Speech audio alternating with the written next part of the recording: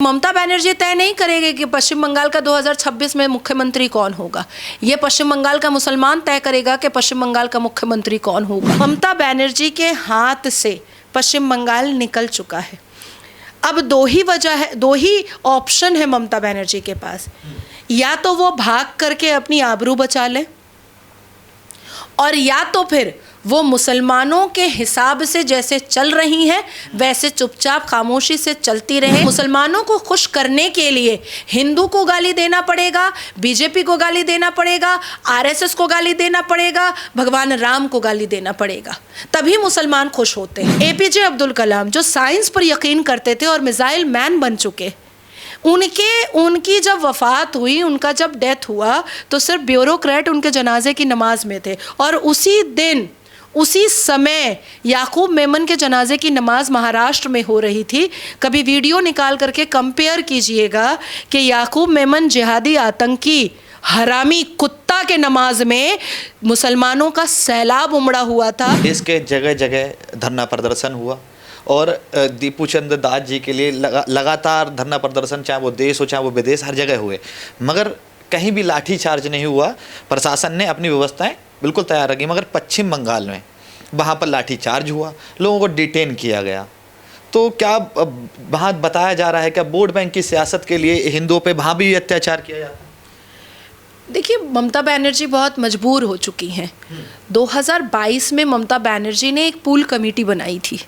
उस pool committee के माध्यम से उन्होंने बताया था कि जितने भी पश्चिम बंगाल में मदरसे हैं वो इस पूल कमेटी के माध्यम से शिक्षित मौलाना मुफ्ती को मदरसे का टीचर बनाए।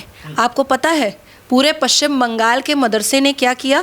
ममता के खिलाफ विरोध किया और कहा तुम होती कौन हो हमें बताने वाली कि हम किस मौलाना को रखेंगे और किसको नहीं रखेंगे। नतीजा ये हुआ कि ममता बनर्जी को मजबूर होकर के चुप होना पड़ा, और ममता बनर्जी जो धप धप करके कल्याण बनर्जी को भाजपा के खिलाफ या किसी और मामले के खिलाफ हाई कोर्ट और सुप्रीम कोर्ट भेजती हैं, उन मदरसा छापों के खिलाफ वो सुप्रीम कोर्ट नहीं भेज पाई कल्याण बनर्जी को। उसके बाद सुनिए, ममता बनर्जी को पश्चिम बंगाल के मुसलमान साफ लफ्ज़ों में कह रहे हैं कि ममता बनर्जी तय नहीं करेगी कि पश्चिम बंगाल का 2026 में मुख्यमंत्री कौन होगा। ये पश्चिम बंगाल का मुसलमान तय करेगा कि पश्चिम बंगाल का मुख्यमंत्री कौन होगा। ये पश्चिम बंगाल के मुसलमान कह रहे हैं। पश्चिम बंगाल का जहाँ पर हाईली पॉपुलेटेड एरिया है, पोर्ट एरिया, जो फरहाद हकीम उनके लाडले मंत्री का है ममता बनर्जी के, वो पोर्ट एरिया में इलीगल कंस्ट्रक्शन को तोड़ा गया। और जब तोड़ा गया इलीगल कंस्ट्रक्शन को, तो भर भर के गालियां मुसलमान ममता बनर्जी को दे रहे थे। और ममता बनर्जी की इतनी ताकत और हिम्मत और इतनी औकात नहीं थी कि वो उन मुसलमानों को एक स्टेटमेंट दे सकती थी कि कानूनी कार्रवाई हो रही है, मुझे गाली देकर पाओगे क्या। इतनी भी औकात ममता बनर्जी की नहीं थी। ममता बनर्जी इतनी मजबूर हो चुकी हैं कि कल को फरहाद हकीम अगर ये कह देगा ए चल उठ निकल, अब मैं बैठूंगा मुख्यमंत्री के चेयर पर, तो ममता बनर्जी को अपनी इज्जत बचाने के लिए मोदी के पास शेख हसीना की तरह आना पड़ेगा। और पश्चिम बंगाल को जो 2021 में ही फरहाद हकीम ने मिनी पाकिस्तान घोषित कर दिया था, फरहाद हकीम मोहम्मद यूनुस 2.0 बन करके सामने आकर के उभर कर निखर के आएगा। ये मेरा चैलेंज है। आपने भी एक बात कही कि अगर वहाँ पर एक बार अगर मुसलमानों का कट्टरपंथी का एक बार अगर वहाँ पर धरना प्रदर्शन हो जाता है या कहा जाए कि ममता बनर्जी पर कुछ हो जाता है, तो उनको मोदी के पास आना पड़ेगा। मोदी जी भी बंगाल गए थे तो वहाँ पोस्टर लगा दिए गए थे, गो बैक का poster, go back Modi.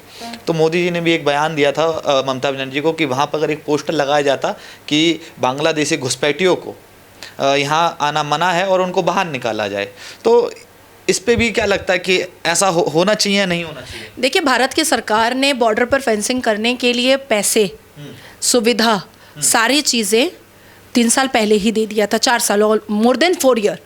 Mamata Banerjee नहीं कर पाई। क्यों नहीं कर पाई आपको पता है?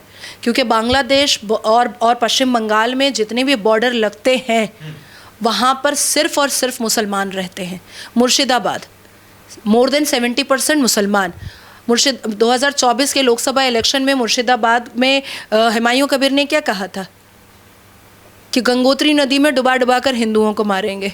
कुछ हो पाया? जेल गया? कुछ हुआ? नहीं हुआ। वो चप्पल भी दिखा देते हैं टीवी चैनल पे बैठ के।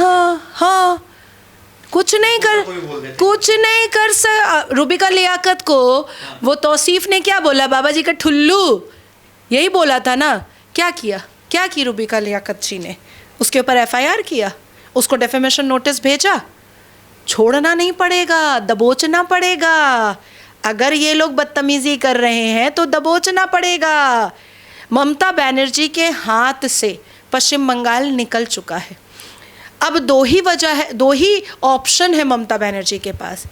या तो वो भाग करके अपनी आबरू बचा ले, और या तो फिर वो मुसलमानों के हिसाब से जैसे चल रही हैं वैसे चुपचाप खामोशी से चलती रहे और हिंदुओं को और भारतीय जनता पार्टी को गालियां देती रहे। क्योंकि मुसलमानों को खुश करने के लिए हिंदू को गाली देना पड़ेगा, बीजेपी को गाली देना पड़ेगा, आरएसएस को गाली देना पड़ेगा, भगवान राम को गाली देना पड़ेगा, तभी मुसलमान खुश होते हैं।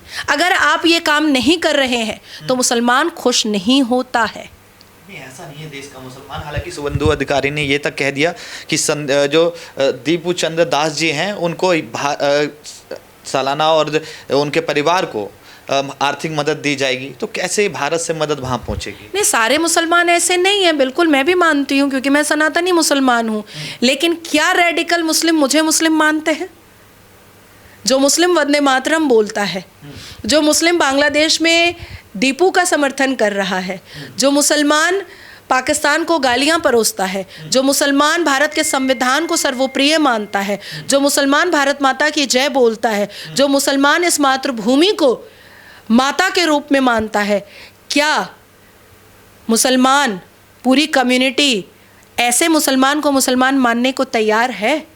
नहीं है। तो आप लोग जो ये बात बार बार हमारे हलक में डालते हैं कि सारे मुसलमान बुरे नहीं हैं, लेकिन जो अच्छे हैं उनको मुसलमान मानता कौन है? एपीजे अब्दुल कलाम साहब जो श्रीमद् भगवत गीता के उच्चारणों को पढ़ते थे अपनी स्पीच में, एपीजे अब्दुल कलाम जो साइंस पर यकीन करते थे और मिसाइल मैन बन चुके, उनकी जब वफ़ात हुई, उनका जब डेथ हुआ तो सिर्फ ब्यूरोक्रेट उनके जनाजे की नमाज में थे। और उसी दिन उसी समय याकूब मेमन के जनाजे की नमाज महाराष्ट्र में हो रही थी।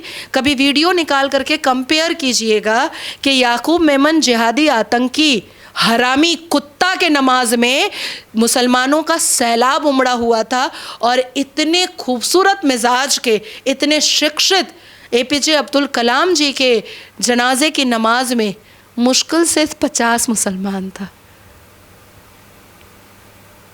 देखिए, मैं आपसे जानना चाहूँगा जो आज बांग्लादेश में हो रहा है, क्या लोग कह रहे हैं कि भाजपा वाले, कांग्रेस वाले कह रहे हैं, तमाम और अन्य नेता कह रहे हैं कि ये पश्चिम बंगाल का जो चुनाव आने वाला है इसलिए ऐसा हो रहा है। तमाम जो नेता हैं, चाहे वो संगठन हो, विश्व हिंदू परिषद, बजरंग दल, आरएसएस, जो ये सब मिलके ये प्रदर्शन करवा रहे हैं। तो इसका मतलब है कि वो इनडायरेक्टली ये कहना चाह रहे हैं कि बांग्लादेश के जो मुसलमान हैं, जो पैगंबर मोहम्मद सल्लल्लाहु अलैहि वसल्लम को मानते हैं, जो हज़रत मूसा को मानते हैं, जो अल्लाह सुबहान को मानते हैं, जो अल्लाह सुबहान की अलहामी किताब अल कुरान को मानते हैं, वो भाजपा के, भारतीय जनता पार्टी के पैसे के आगे बिक गए हैं। उन्होंने पैगंबर मोहम्मद को बेच दिया है, उन्होंने अल कुरान को बेच दिया है, उन्होंने अल्लाह की अलहामी किताब को बेच दिया है, उन्होंने शरिया को बेच दिया है, उन्होंने हदीस को बेच दिया है। ये कहना चाह रहे हैं।